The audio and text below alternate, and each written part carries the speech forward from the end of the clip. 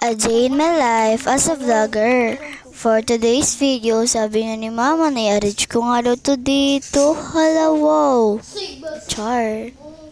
Yan na nga na mali nga ako ng punta. Pupunta nga ako dun sa kwarto. Hala ka, wow. Walang ganun. Makalat pa yan dyan, te.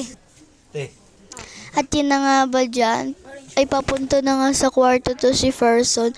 At iayos lang naman nakin tong damit na to ni Lucas, mga ka-person. At syempre na nga, inayos ko na nga siya para naman maganda rin ang ating nga po pala ang ating kanibusisan.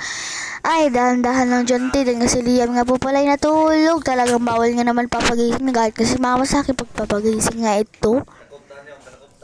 Magagalit nga si mama dahil hindi naman ako matutulog. Gala ka, Ferson na naman. Yan na nga lang ay sobrang tuwa-tuwa pa to si ka-Ferson. At syempre, ayan na nga muna. Tinignan ko lang muna nga tong kapatid ko kung anong nangyari. Akala ko nagbe-brief na lang nga pa pala. Sinot na damit. Super lamig dito mga ka-Ferson. Bye!